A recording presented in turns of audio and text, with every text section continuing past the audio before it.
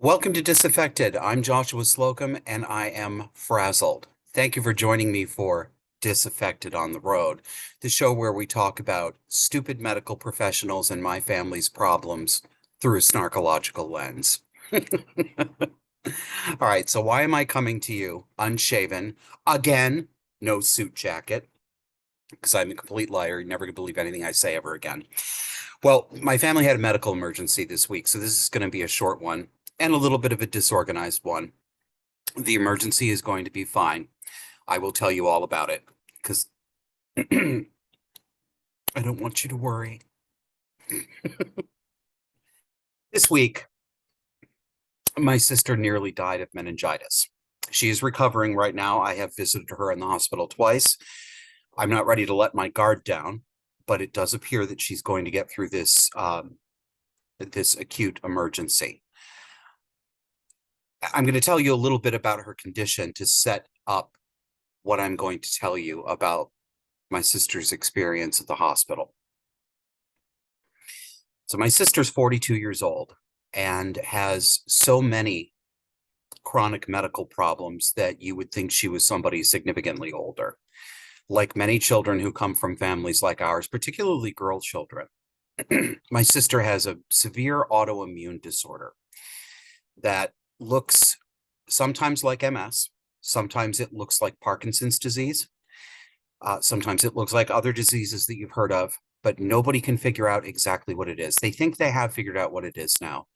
But for your purposes, what all you need to know is that her immune system is severely compromised, and it has affected her ability to walk, to stay awake long enough to practice her art and her sculpture, and it's extraordinarily painful. Much of the nerve problems that she deals with put her in the kind of pain that I would not be able to tolerate. And this is sadly common with kids who come from abusive homes like we do. My younger brother also has an autoimmune condition. It's less severe than my sister's. I, of course, had early onset heart disease and a heart attack at 36. Yes, of course, there's a genetic component to everything that happens to us, but there is also an environmental component. And you cannot help but notice, if you pay attention, if you take a look, you can't help but notice among younger people like us who have these diseases that we think of as old people having, correlates really strongly with severe and lasting child abuse. This is a known outcome. So this isn't really a surprise. But I texted my sister this week just to see how she was doing, and she said, I'm in the hospital. And then I couldn't get her to answer me or give me any more texts. So I called my brother-in-law, and she's in the hospital for what they thought was viral meningitis. They're still not sure what kind of meningitis it was. But for those of you who aren't that familiar, it's an infection. It's a swelling of the spinal cord, and in my sister's case, the brain. Her brain was severely swollen, and she almost died. No thanks to the emergency room. I'm going to preface what I'm going to say about this by acknowledging that everybody on the floors above the emergency room, which is on the ground floor, has been wonderful. The doctors, the nurses particularly. I've been there for a couple of days now. I watch what they do. They're good people. They're on top of it. Really good care. And I'm very grateful. And I know my sister is too. However, not the emergency department. You know what? Let me show you this first. I want to show you some of the things that adorn the walls of the Cayuga Medical Center here in Ithaca, New York.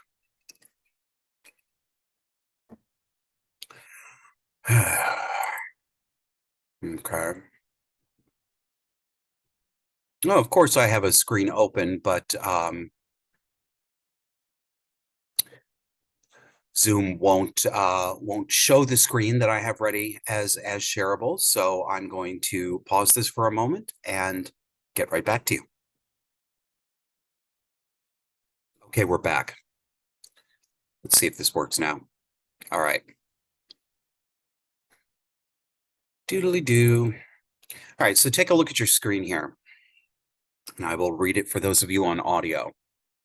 This is a plaque behind Perspex on the wall that says, "Our commitment to you." Cayuga Health System commits to treat all people with dignity so that everyone who comes to us feels safe, cared for, and respected.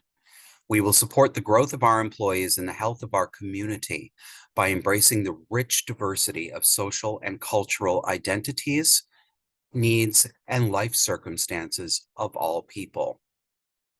We strive to recognize and overcome personal biases and systemic policies that marginalize others and contribute to disparities in healthcare access, equitable care, and good health outcomes. Do you now? Do you? It enrich the health of the community? Are you going to strive to overcome your systemic policies that bring disparities? What systemic policies? Cayuga Medical Center, tell me what your systemic policies are. Which are your racist policies? Which are your transphobic policies? Which are your anti-poor people policies? And why are they there? Why do you have those policies? Why do you have to strive to overcome them? Because you're bullshitting everybody and you're blowing smoke up your own ass to look like paragons of morality. That's why. Because you're full of shit. How do I know you're full of shit? Because nobody says anything like that who isn't full of shit. Let's see what else you're telling people on your walls. I'll go back to sharing my screen with you.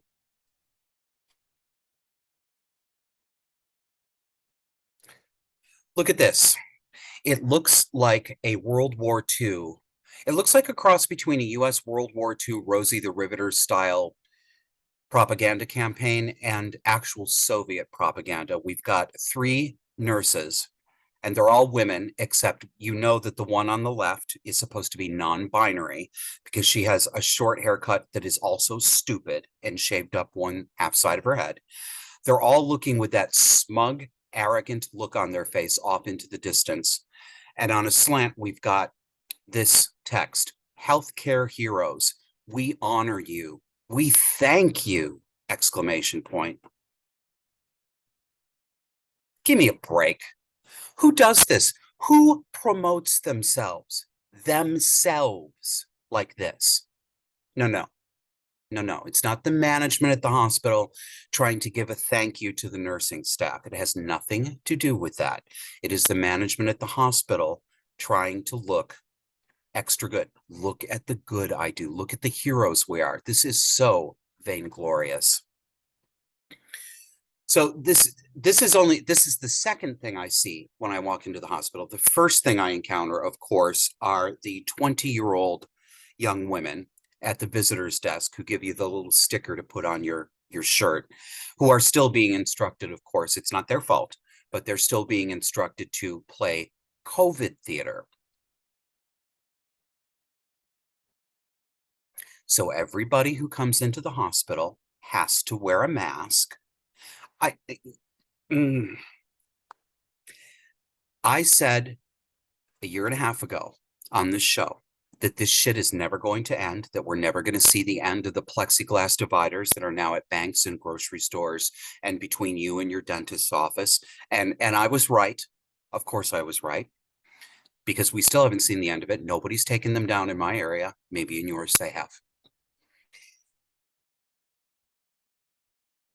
And I know that this gets overlooked by people, and even some of you watching probably have a little bit of a, oh, that's just normal. It's a hospital. No, it's not. No, it's not normal just because it's a hospital. Everyone who comes in has to wear a paper mask. Why?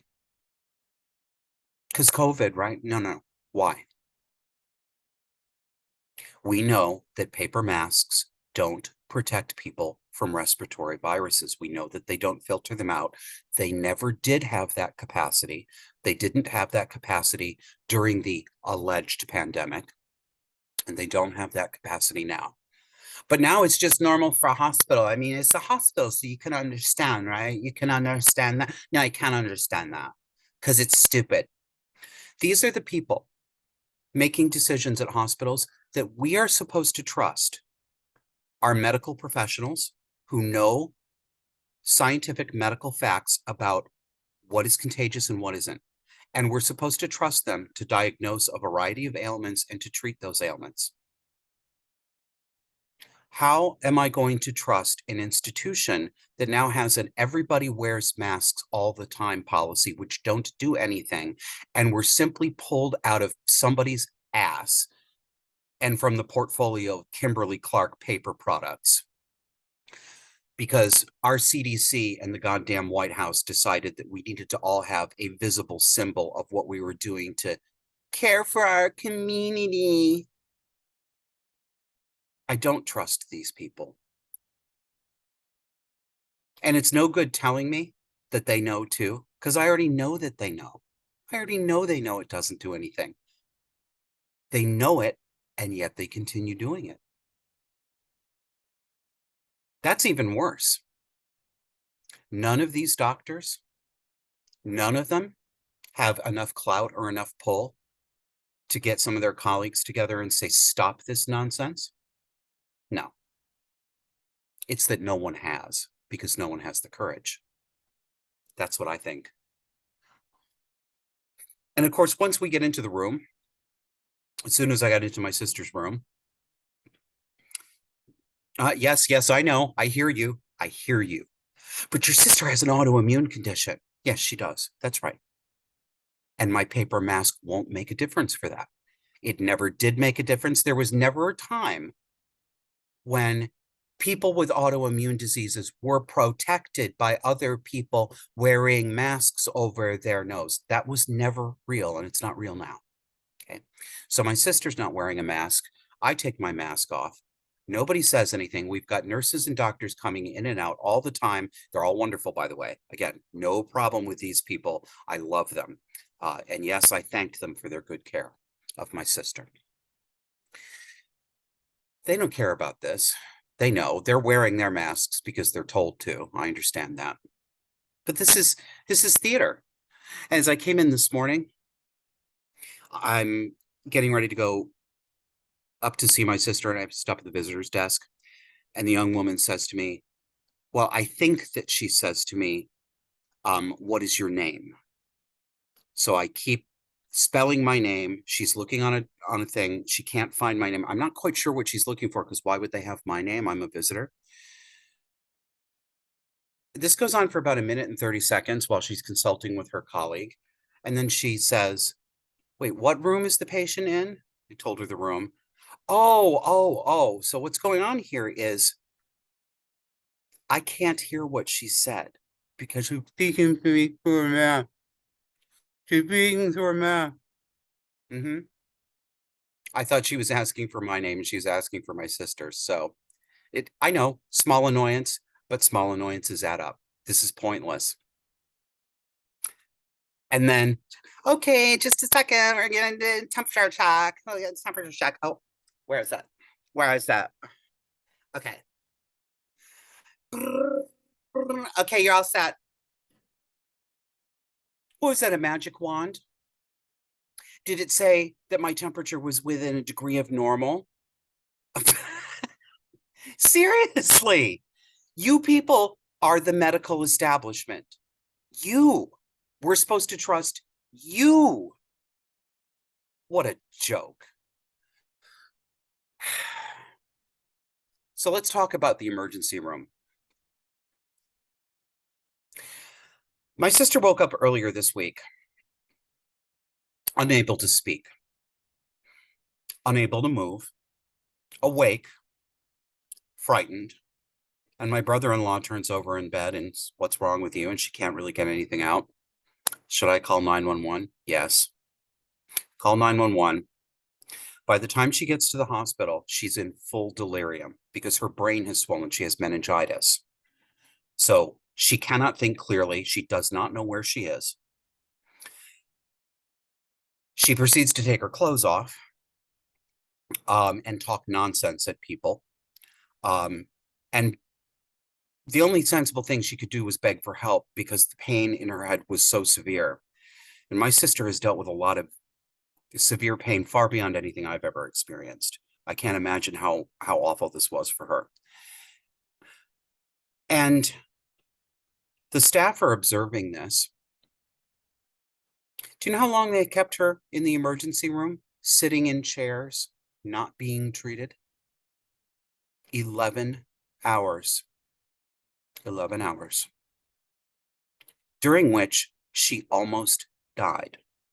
She was in very bad shape by the time they started taking care of her and pushing IV fluids because she was dehydrated.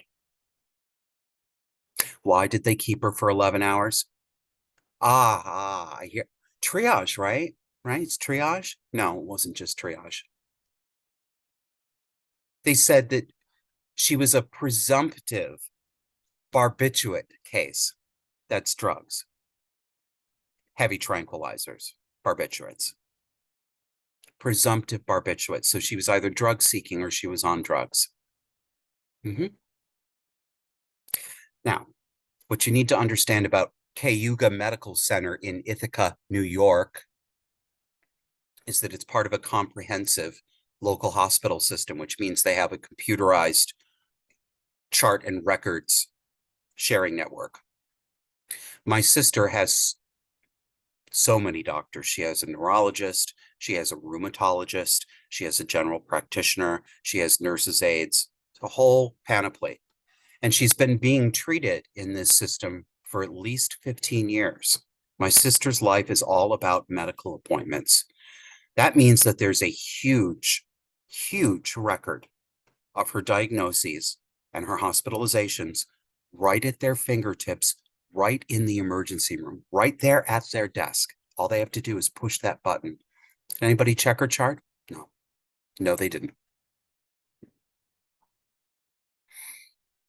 Her husband was there, my brother-in-law, begging them to help, telling them, please check the chart. My wife is not a drug addict. She is not drug seeking. She is a neurology patient. She has critical diseases. She has my brother-in-law. You want to talk about don't diagnose? My brother-in-law diagnosed meningitis just based on her symptoms, and he was right. He was right because he understands my sister's medical case. He understands the things to look for and not to look for. And he knew that medication she'd been on recently, that one of the possible outcomes of this important medication was, in fact, making you susceptible to things like this. And it might even provoke drug-induced meningitis. So that may have been what was happening. It was a very good diagnosis, and it turned out to be correct, most of it. They wouldn't listen. I'm trying to give the benefit of the doubt, understanding that emergency room staff see trauma every single day, gunshots, broken limbs, severe beatings, car accidents. They have to think quickly, and they have to rely on this bank of medical knowledge and experience, and they have to make snap decisions because they're life and death. They have a difficult job. It's never going to be an easy job, and they're never going to be perfect. And you know, if it were a case of real actual triage, there wouldn't be anything to say about it because yeah, there could have been people ahead of my sister who were literally bleeding out and would die within 2 minutes if they didn't get sutures, but not for 11 hours. That's just not what happened. So trying to give the benefit of the doubt and then thinking, how many people do they see in their ward every day who are drug seekers, who are strung out? Tons of them. We know this. This is one of the consequences of emptying out the institutions, the deinstitutionalization of the mentally ill and the criminally insane that happened in the 1980s and dumped them on the street, which we called care in the community. Ha, ha, ha.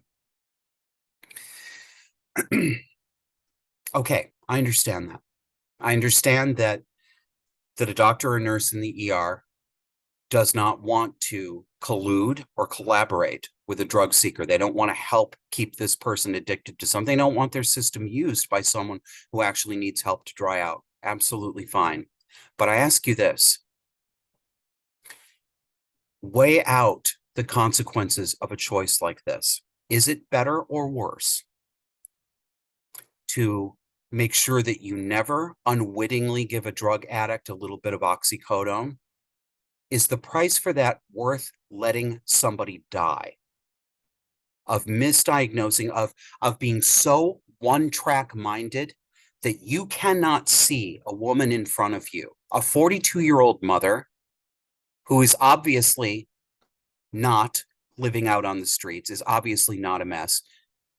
You see a 42-year-old mother in that kind of pain, delirious, taking her clothes off, and you have her husband there, not her baby daddy, not some pimp off the street like you get with the other fuckers here in Ithaca who show up in there, because the city is absolutely crime ridden.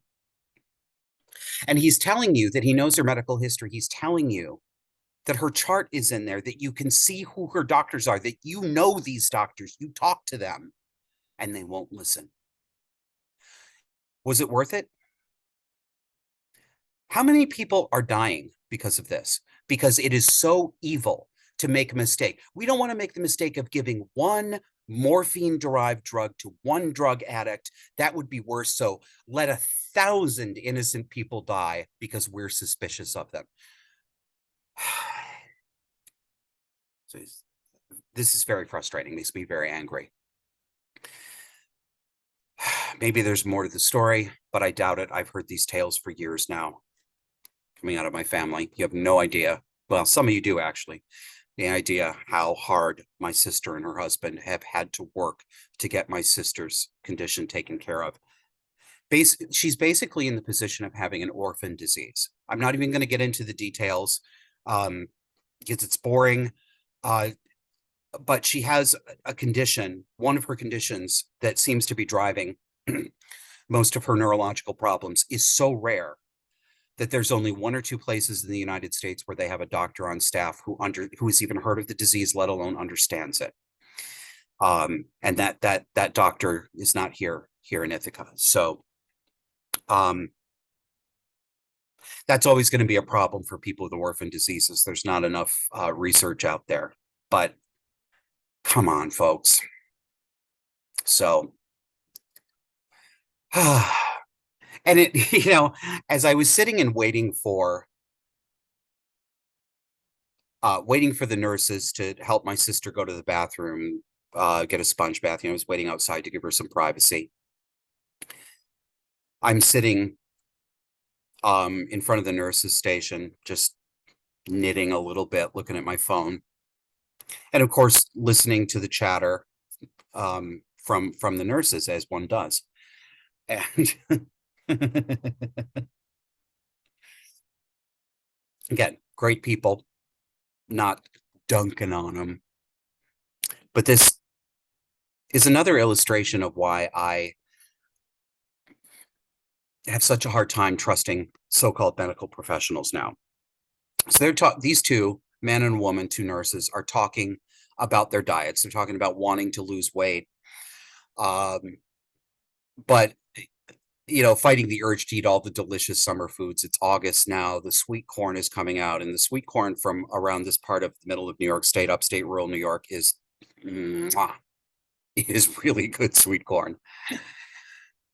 And they're just doing the banter, and they're like, "Oh, and I had 2 cobs last night, and I felt so bad," and da da da da da. And the whole time, they're talking about. Well, the one nurse says, I know I shouldn't, and I know I'm not going to lose weight, and I know it's bad for my cholesterol, but oh, I just love the butter and salt so much. I know it's terrible for me. And they go on in this vein, and they keep and all the things that they love so much, but that they know are hurting them, are things like butter, beef, bacon. There was a whole 3-minute disquisition on bacon and how much they wanted it, but how much they weren't going to allow themselves to have it because it is so bad for them and clogs their arteries. This is all bullshit, you guys. It's all bullshit. It was never true. It's not true now. It's not ever going to be true. The sweet corn, if you're going to look at one sin on that plate, the sweet corn is the sin, not the salt and not the butter. Why is the sweet corn the sin? Sweet is a clue. Sugar, But even if it weren't sweet corn, what if it were savory corn? And potatoes aren't sweet, are they? No, but they are carbohydrates. And carbohydrates are sugar. Sugar, carbs, carbs, sugar. They are not different. We know now that carbohydrates, the excess of carbohydrates in the American and Western diet, is responsible for our glut of obesity. Absolutely. Mm-hmm. Not butter, not fat. We had the whole low-fat craze that started in the 1980s, and we still, 40 years later, we are still seeing shit in the dairy case that's like fat-free cottage cheese, low-fat this or that, fat-free half and half. Take all the good stuff, all the nutritious, because fat is good for you, actual natural fat, animal fat, dairy fat, fat from lard, all very good for you, as is bacon, including the fat. That this is the stuff that they take out and replace with sugar to make it taste palatable. It's insane. It's insane. So these two nurses are going on and on like this, and I'm just thinking to myself, if these are the people who are involved in the medical system every day, and clearly they still believe the outdated and false alleged science that fat makes you fat, and animals and beef and bacon particularly, there's almost a magical spell on beef and bacon. People lose their bloody minds over this. You mentioned bacon, and they treat it like not only is it really bad for you, but it's like the thing that is the worst for you. It is perverse. There's literally nothing wrong with bacon. If you had a half a pound of bacon for breakfast, that is a great breakfast. Why? Because the animal fat is not coating your arteries. It's not shooting your cholesterol up. Your cholesterol is probably not the direct reason why you have heart disease anyway. It's very complicated. It doesn't spike your blood sugar, so it doesn't get your insulin out of control. It's wonderful stuff. And this is the stuff there. What are we supposed to, why are we supposed to trust them? It's like, I don't remember if I've told you this story before. I'll do it really quickly. The same thing happened to me when I had my heart attack when I was 36. I had this great care, I had wonderful care that it's surgery, but they don't cut you open. They roto-rooter you. They put shit up your arterial system. And then they stick some shit in there to keep it open. I don't remember what it's called. All that was great. They saved my life. It's Hosanna, right? But the rehab afterwards, the only good part was the diet. No, not the diet, the exercise regimen, because the diet they put me on, this cardiac diet, was nothing but lots and lots of whole grains, carbohydrates, and remember that carbohydrates are sugar, lean meat, skinless, boneless chicken breast, and only a little bit of it, and rarely ever touch beef. What is it with people in beef? How did we get this idea? You can literally take 6 ounces of beef and put 6 ounces of chicken next to it, okay? You can measure, you can tell a person, we've measured this 6-ounce portion of beef has 5 grams of saturated fat, and this 6-ounce portion of chicken also has 5 grams of saturated fat. People will tell you that the beef is bad for you and the chicken is good for you, when it literally has exactly the same lipid nutritional profile. This is magic thinking. This is, it's superstitious. It's magical. They may as well go back to the 4 humors, for God's sake. That's what it is. I was thinking about that on the way back from the hospital, and I thought to myself, this is how this stuff goes. I mean, you guys know that I like late Middle Ages and early Renaissance, early modern England, the Tudor court, the politics of the church and the time. I love studying that time period as an amateur. And of course, they were still relying on Galen's theory of the humors, the 4 humors that were out of balance. What is it? Blood, bile, phlegm, and blood, bile, phlegm. Now I can't remember the 4th humor. Well, it doesn't matter anyway, because it's all made up. But that's what they thought. And They didn't know any better. They didn't have access to microscopes. They didn't have the intellectual paradigm to make the leap to think maybe there are actually teeny tiny little animal like things that we now know as microbes and germs. They just hadn't gotten there. But this one, but I thought about that too. What do you think about this? I don't believe that during the hundreds to thousands of years that people believed that kind of nonsense, like humoral theory. I don't believe that no men or women in that period ever had a suspicion that was bunk. I am certain that many of them did. And I would put good money on a bet that at least one person, and very likely more than one man or woman, probably privately hypothesized that they might have thought of it as a factor, an unnamed factor, but that something physical, something chemical, something small was going on that was introducing a substance into the body that the body was reacting to this way. I'm sure that somebody had a proto-germ theory idea. But if that's true, then what could they say? Can you imagine how they would have been received going up against, I mean, the physicians to the kings and queens themselves were Galenists, humoralists. I'm not sure if that's a word. You're not allowed to say those things. Nothing's different today in 2022. Not a thing. This is exactly the same. You got these people out here. They know this. Even NPR, that propaganda outlet, even NPR ran a story within the past couple of years showing the story of the fact that the sugar industry, yes, big sugar, funded studies in the 1960s to pin the blame for heart disease and cardiac trouble on saturated fat, animal fat, and cholesterol when they knew it was sugar. They knew it was carbohydrates and sugar. I think the guy who did this was Ansel Keys, was one of the scientists who came up with the lipid hypothesis. And I suspect he knew better too.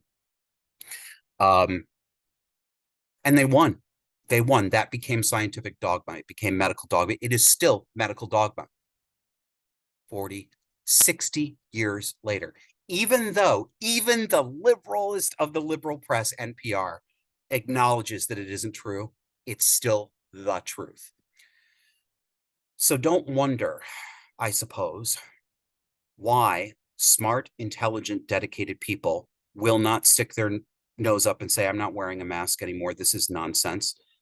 I can imagine the frustration of medical professionals out there who know this stuff is true and can't say anything because they know not only will they not be listened to, but they will instantly begin the process of having their colleagues in the human resources department start to recharacterize them as a troublemaker or a kook.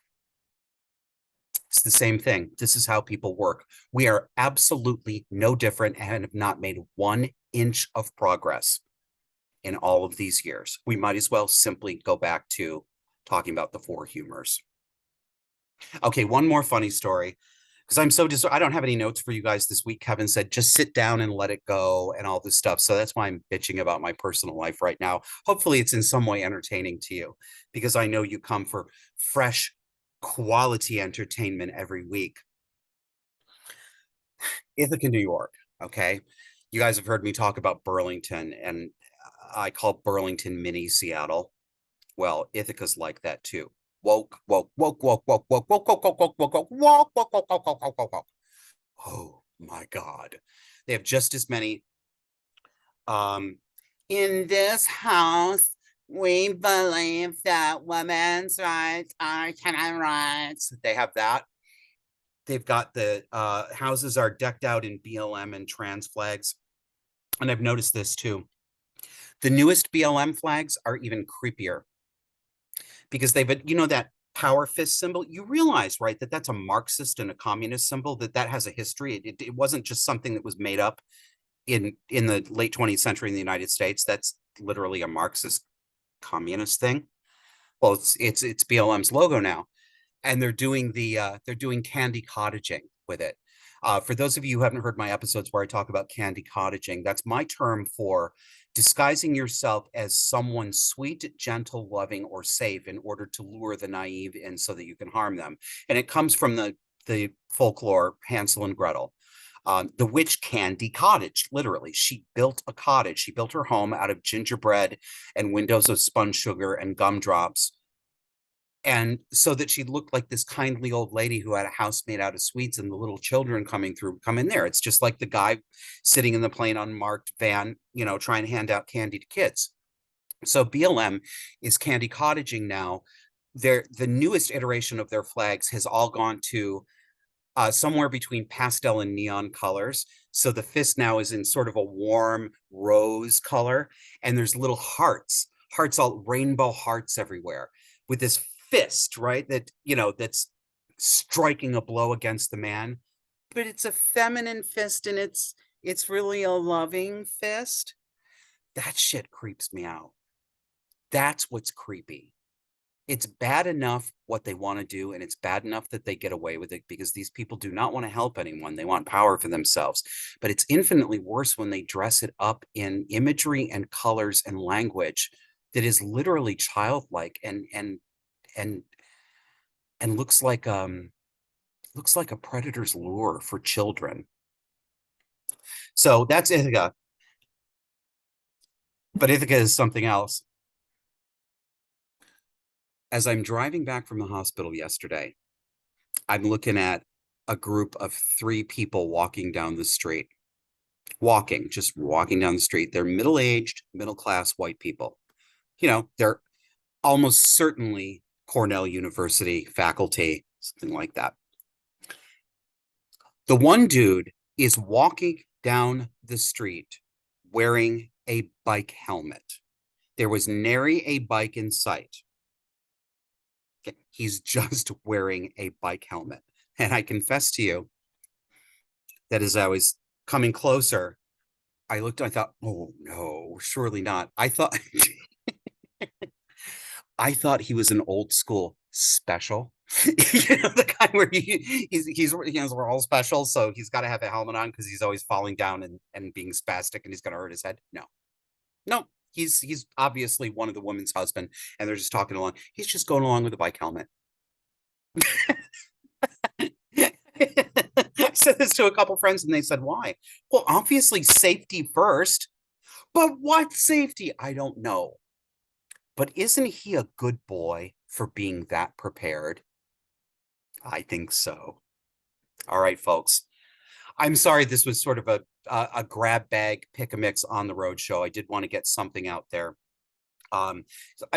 We really appreciate your loyal viewership. I see so many of you every week who have been here since the beginning, and new people who have come along, and you guys tell me that Disaffected is appointment viewing, and that's really flattering. I mean, the fact that people are like, oh, the show is on, that's the sort of thing I used to think about, when I was a kid. You had to be home for the show because there was no such thing as DVR. And the fact that you guys actually set your phones to come listen to my show or watch my show really makes me and Kevin feel good. So thank you. We'll be back to normal next week, hopefully, unless something even worse happens. And then I'll be making jokes about funeral homes. So until next time, thanks, everybody. Have a great week.